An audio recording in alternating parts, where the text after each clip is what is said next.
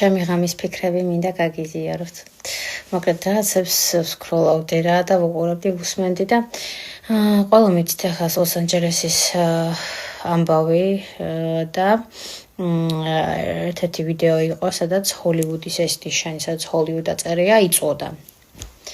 და უბრალოდ რაღაცა, აი ამ ესკროლა რა, არც გადავსულ ვარ და ბოლომდე არ მიყურებია და ქვეცნობიერში ჩამრჩა, რომ ჰოლივუდი მართლა იწოდა და არც ერთი კრეატორის ვიდეო არ შემხვედრია, სადაც ვინმე ამბობს, რომ ეს არის ფეიკი, ალბათ უბრალოდ გამომრჩა ან არ ვიცი, ან ავსკროლე, თუმცა შემხვდა ახლა So Around the World-ის ბოლო რილსი, სადაც გვანახებს, რომ ეს არის ფეიკი და ვართ სრულ ინფორმაციის მსხვერპლები და ხელოვნური ინტელექტის არა, უფრო ადამიანების, რომლებიც არასწორად იყენებენ ხელოვნურ ინტელექტს.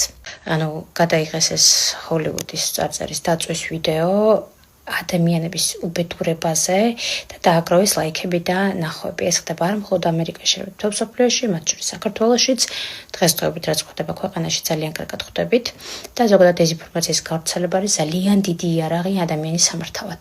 ამიტომ ძალიან მნიშვნელოვანია ინფორმაციის გადამოწმება. და რაც ეხება ხელოვნურ ინტელექტს, აქაც ძალიან ცუდად და ბრუტალურად იყენებენ. აშიშვლებენ ფოტოებს, ვიდეოებს აკეთებენ, აი საშინელებას მართლა.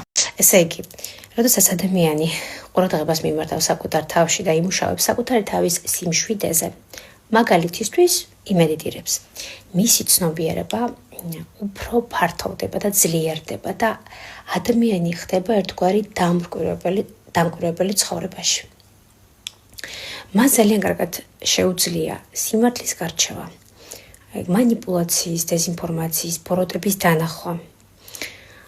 და ეს ყველაფერი იმისთვის ხდება, რომ ადამიანმა მოიპოვოს შინაგანი თავისუფლება, რომელიც არის ყველაზე მნიშვნელოვანი, რადგან ყველაფერი ჩვენით იწყება.